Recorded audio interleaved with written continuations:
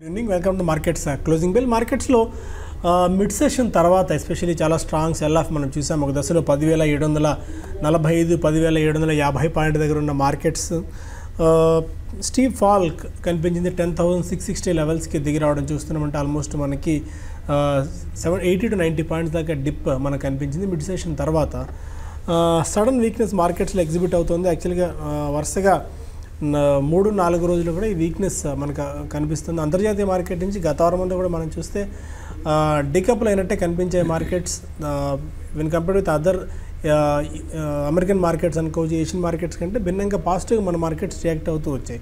But ఇప్పుడు మాత్రం international markets కాస్త స్థిరంగా ఉన్నప్పటికీ మన మార్కెట్స్లో మాత్రం ఎక్కువగా సెల్ ఆఫ్ చూస్తున్నాము. సో మళ్ళీ కాకపోతే ఈ రోజు ఇంకొక ఇంట్రెస్టింగ్ ఏంటంటే 10,700 పాయింట్ల మార్కును కూడా బ్రీచ్ చేసి కిందికి రావడం నిఫ్టీ. ఇనిషియల్గా మార్కెట్ కామెంటరీ మనం తెలుసుకుందాం, తర్వాత కొన్ని స్టాక్ స్పెసిఫిక్ మూవ్స్ గురించి కూడా మనం మాట్లాడుకుందాం. ఎందుకంటే ఇవాళ కొన్ని స్పెసిఫిక్ స్టాక్స్ లైక్ ఐటీలో కొద్ది గొప్ప మనకి బయింగ్ కనిపించింది. ఆటోమొబైల్ స్టాక్స్లో సెల్ ఆఫ్ చూసాము, గ్రాఫైట్ రిలేటెడ్ స్టాక్స్లో సెల్ ఆఫ్ మనం చూసాము. సో అండ్ రియాలిటీ స్పేస్లో కూడా కొద్దిగా ప్రాఫిట్ బుకింగ్ వస్తుంది.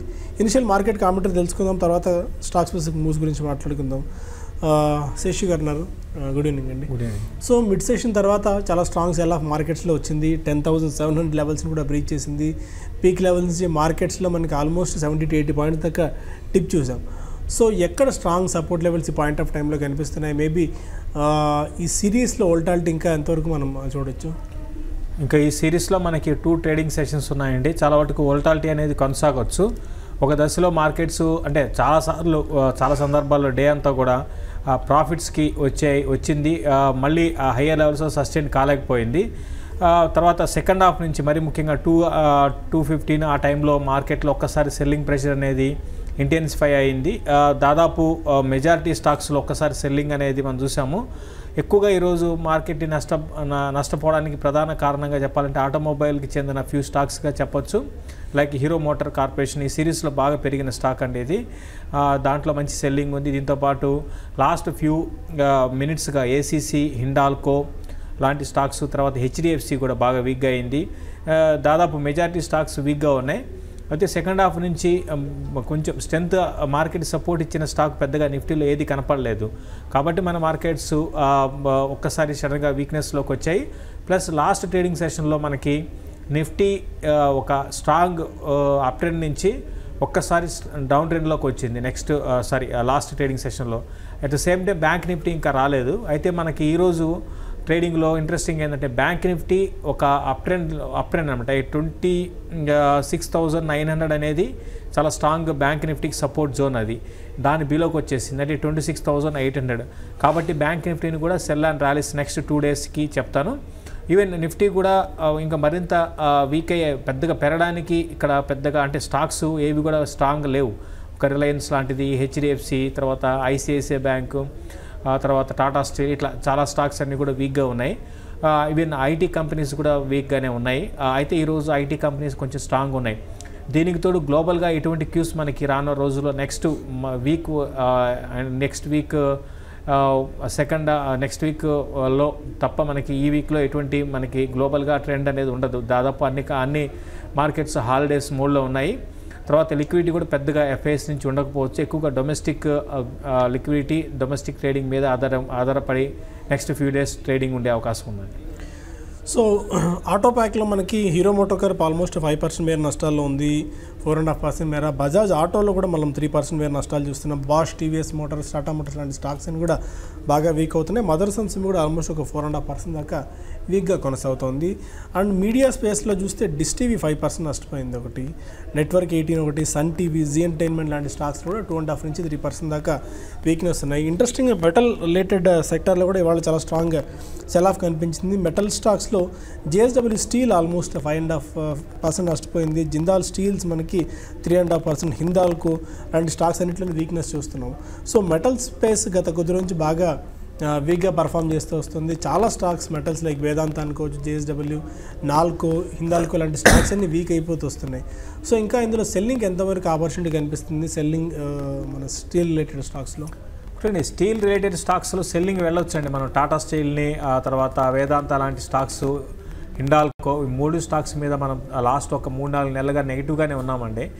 సెల్ అండ్ ర్యాలీస్ అని చెప్తూనే ఉన్నాము, సెల్ కాల్స్ కూడా ఇస్తూనే ఉన్నాము. ఎందుకంటే ఇది ఒక 2 ఇయర్స్ బాగా పెరిగాయి మొత్తం ఓవరాల్ స్టీల్ సెక్టార్ అంతా కూడా. అయితే అప్పుడున్న పరిస్థితులు వేరు, అంటే పెరగడానికి కారణాలు కూడా ఉన్నాయి. అంతా కూడా టర్న్ అరౌండ్ ఉంది. అంటే ఒక టైంలో లాస్ట్లో ఉన్న కంపెనీస్ అన్నీ కూడా బాగా మంచి ప్రాఫిట్స్, మరి ముఖ్యంగా JSW అయితే లాస్ట్ క్వార్టర్, దాని ముందు క్వార్టర్ బ్రహ్మాండమైన రిజల్ట్ పోస్ట్ చేసింది. అయితే దానికి ప్రైస్ డిస్కౌంట్ అయిపోయింది. ఇప్పుడు మళ్ళీ స్లోగా గ్లోబల్గా కమాడిటీ స్టాక్స్ కూడా కొంచెం గ్లోబల్ కమాడిటీస్ కొంత వీక్నెస్ అనేది చూసాము. తర్వాత చైనాలో ఒక స్లో డౌన్ కారణంగా కూడా మనకి ఈ కమాడిటీ స్టాక్స్ అనేది బాగా వీక్ అవుతున్నాయి లాస్ట్ ఒక 3-4 నెలలుగా. నెక్స్ట్ రానున్న రోజుల్లో కూడా ఇదే విధమైన ట్రెండ్ ఉండొచ్చు. పెద్దగా పాజిటివ్ న్యూస్ అంటూ పరంగా ఏది లేదు, రిజల్ట్ పరంగా బాగున్నాయి. అది మినహాయిస్తే సెక్టార్ పరంగా అంటే రిజల్ట్కి ఆల్రెడీ సెక్టార్ మొత్తం కూడా డిస్కౌంట్ అయిపోయింది. నెక్స్ట్ రానున్న రోజుల్లో ఇంకా కొంచెం వీక్నెస్ అనేది రావచ్చు. ఎందుకంటే ఇప్పుడు మనం చూసాం వేదాంత ఇన్ని రోజులు 220 లెవెల్స్ ఉండేది, హోల్డ్ చేసేది, ఇప్పుడు 200 బిలో వచ్చేసింది.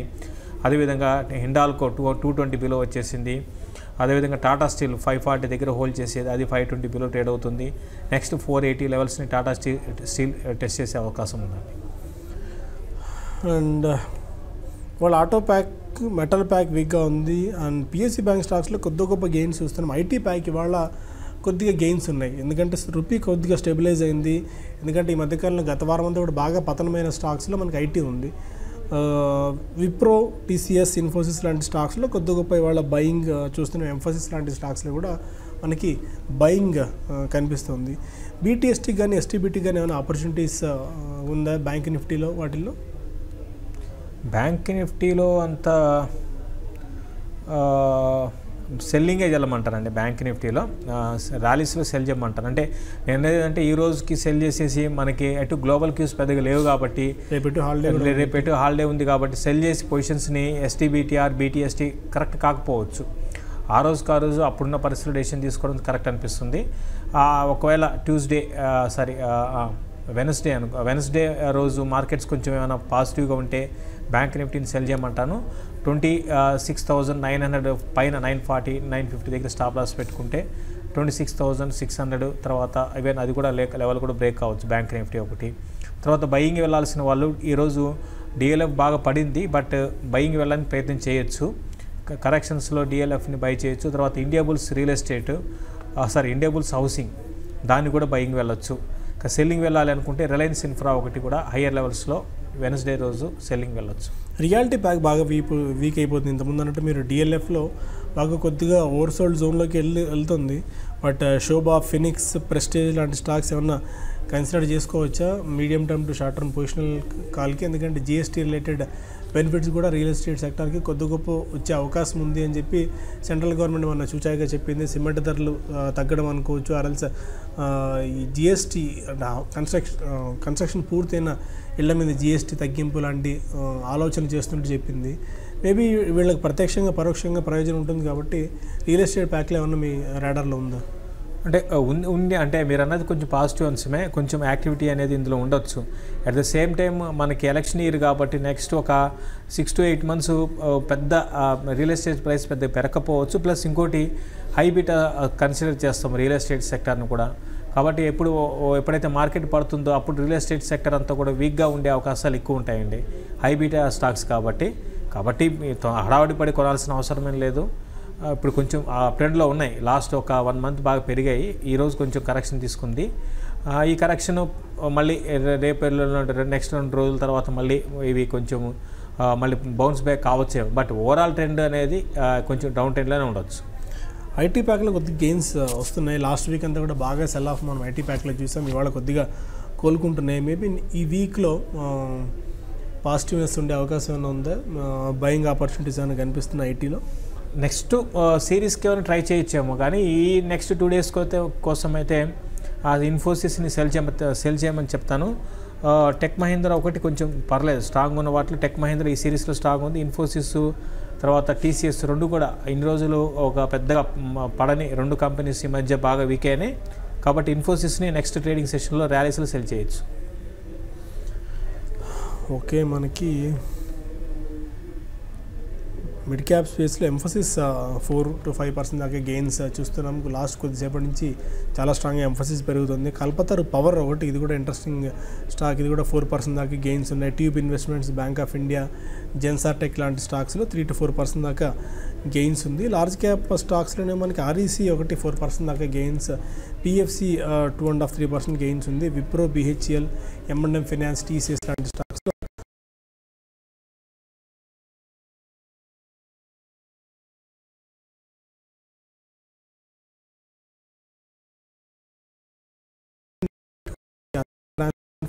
వస్తుంది. సో మొన్న ఫాలో కూడా అదా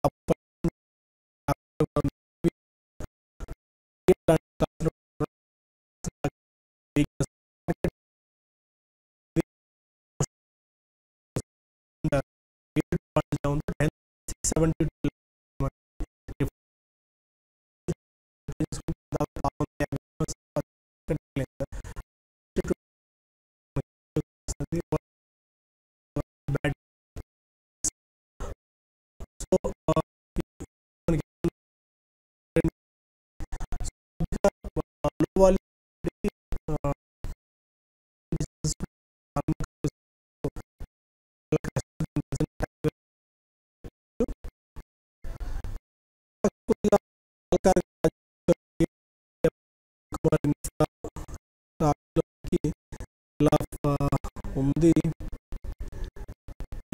కంపెనీ అంటే స్టాక్స్, మైక్రో క్యాప్ స్టాక్స్లో కొద్దిగా మనం చూస్తున్నాము. సో మొత్తానికైతే ఒక వీక్ డే ఇవాళ, వరుసగా 3 రోజులు కూడా మార్కెట్స్ కీలకమైన 10,700 పాయింట్ల చెప్పుకోవాలి. ఇక్కడ వైండప్